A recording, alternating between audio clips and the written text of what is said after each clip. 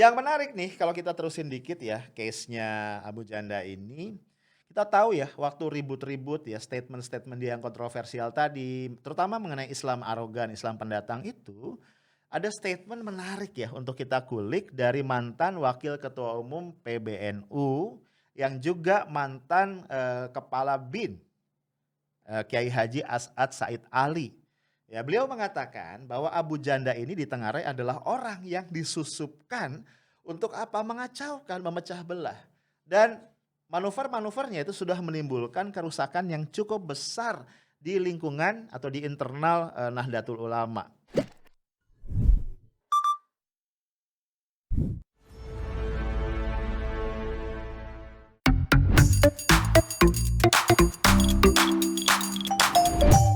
Hai guys, ketemu lagi kita ya.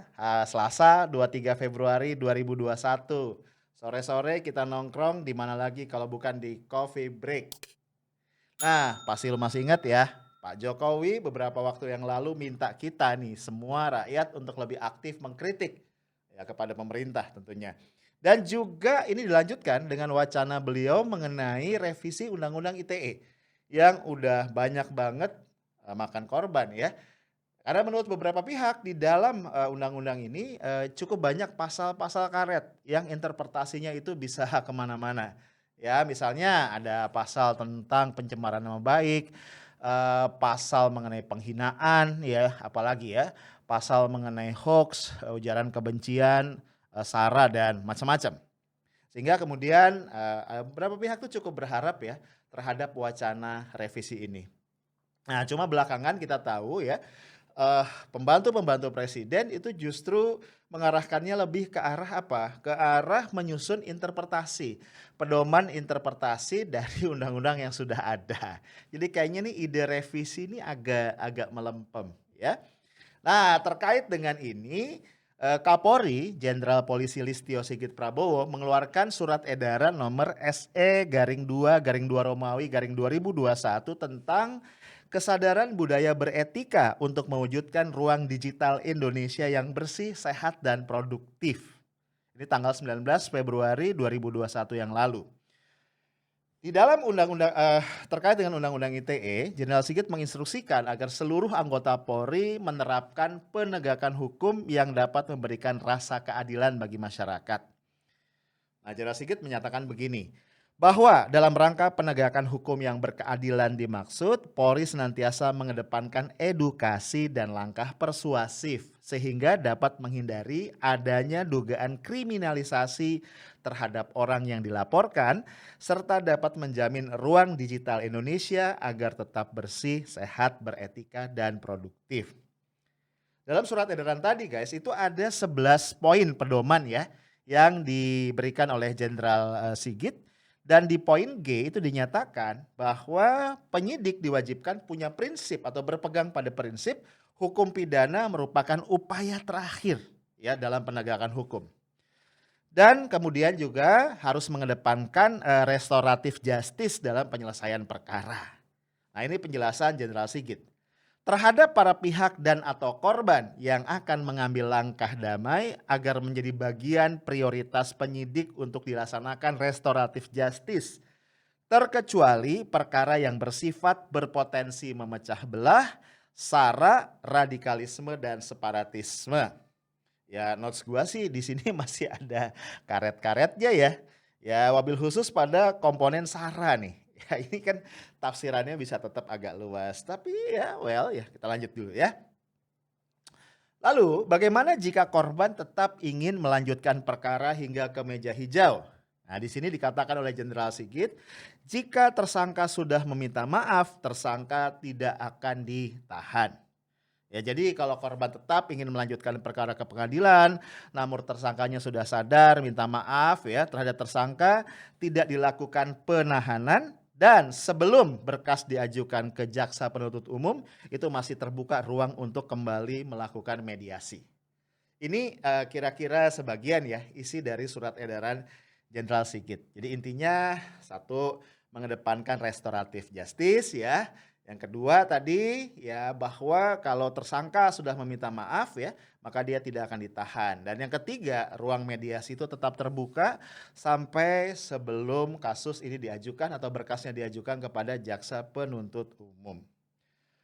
Nah guys, sampai situ kayaknya oke ya. Tapi ntar dulu nih guys ya. Beberapa pihak itu akhirnya jadi teringat. Pada apa? Pada safari permintaan maaf yang dilakukan oleh Abu Janda. Masih ingat ya? Yang diajukan ke polisi ya oleh KNPI ya atas dugaan ujaran rasis terhadap mantan komisioner Komnas HAM Natalius Pigai dan juga ujaran tentang Islam itu agama pendatang yang arogan. Nah, kita tahu ya guys, difasilitasi oleh salah satu politisi Gerindra ya, Sufmi Dasko Ahmad yang juga ini wakil ketua DPR RI. Abu Janda sudah menemui langsung Natalius Pigai. Kita beralih ke sorotan lain, saudara. Pegiat media sosial Abu Permadi Arya atau Abu Janda sepakat rukun dengan mantan komisioner Komnas HAM Natalius Pigai. Kesepakatan rukun ini dibuat saat keduanya bertemu Senin kemarin. Pertemuan Abu Janda dan Natalius Pigai berlangsung di sebuah hotel di Jakarta Pusat. Pertemuan ini atas inisiatif Ketua Harian DPP Partai Gerindra sekaligus Wakil Ketua DPR Sufmi Dasko Ahmad. Sebelumnya Abu Janda dan Pigai sempat terlibat kasus dugaan rasialisme di media sosial. Abu Janda dilaporkan ke polisi karena membuat cuitan yang diduga memuat rasisme kepada Pigai.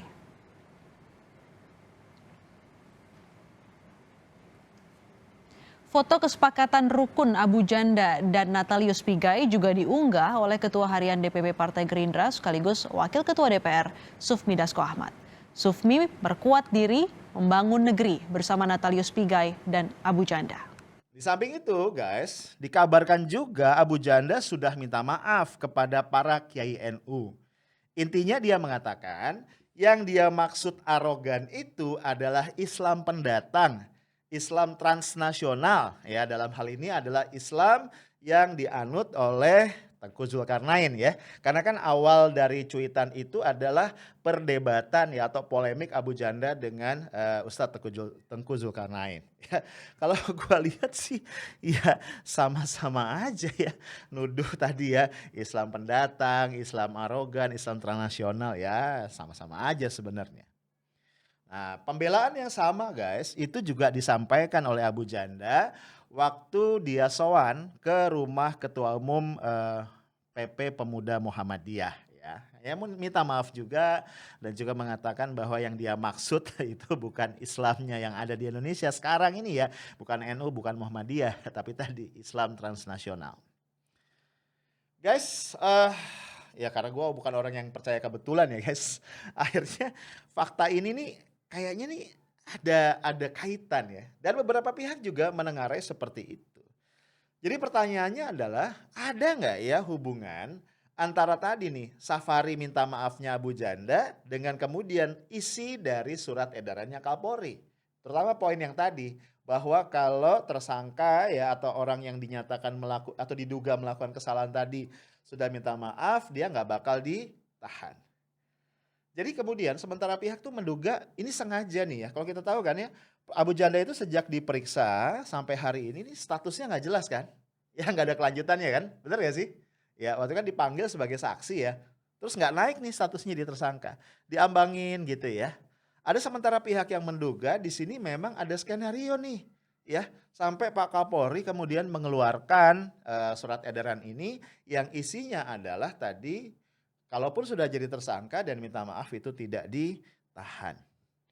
Nah, atau spekulasi lain. Apakah Abu Janda melakukan tadi apa langkah-langkah safari permintaan maaf itu karena sudah dapat bocoran gitu? Ini menarik ya.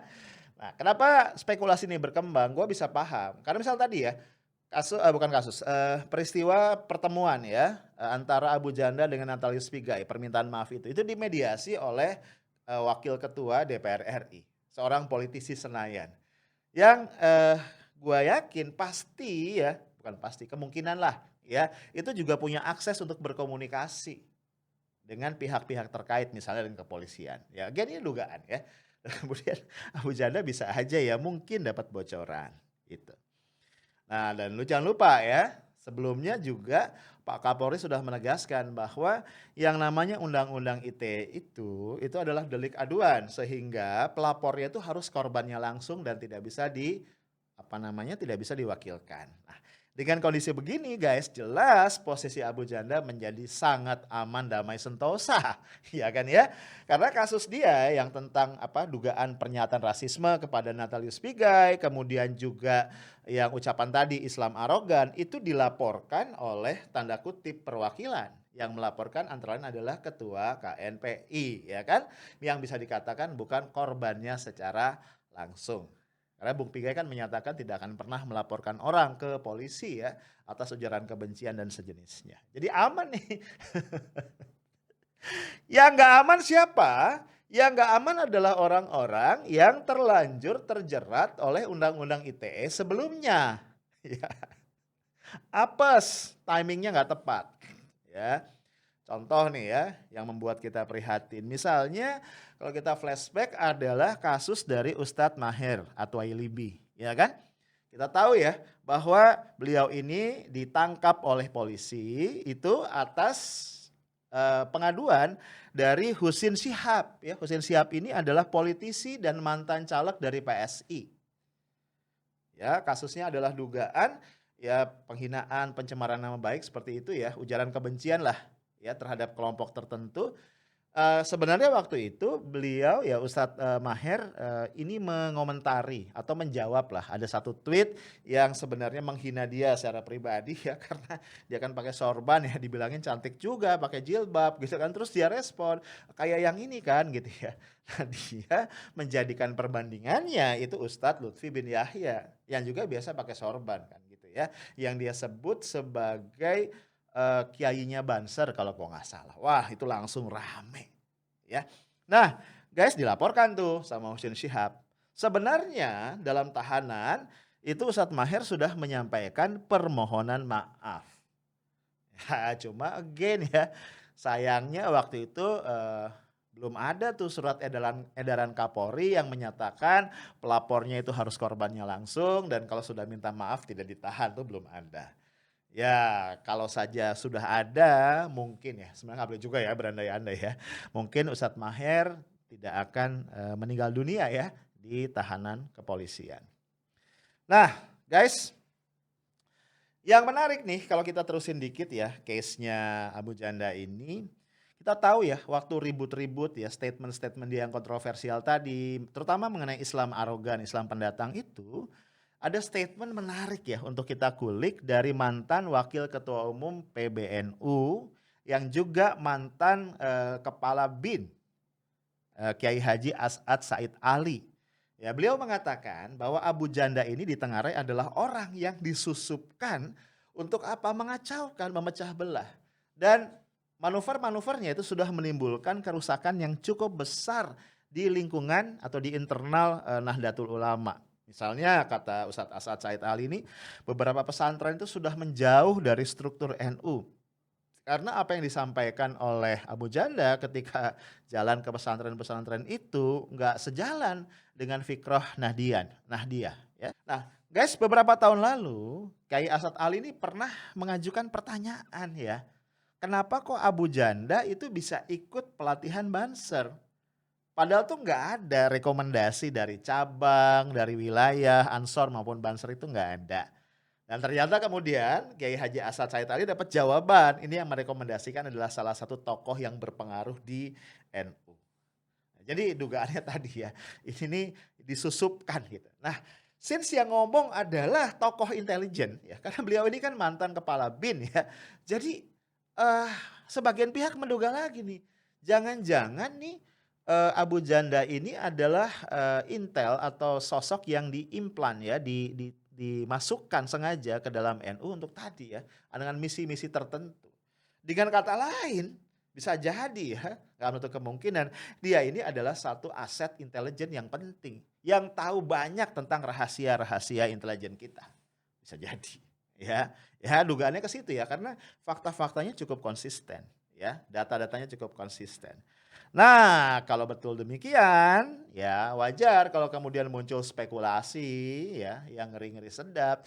Jangan-jangan nih ya upaya tadi ya adanya interpretasi terhadap Undang-Undang ITE dan seterusnya itu dalam rangka supaya Abu Janda bebas nih ya dari berbagai jerat hukum yang ada karena ya dia tahu rahasia-rahasia penting yang terkait dengan intelligence. Ya, namanya juga spekulasi dan dugaan ya guys ya. Ya bisa benar bisa salah. Tapi ya wajar dong ya kalau orang menduga karena memang fakta-faktanya ada yang mengarah ke sana.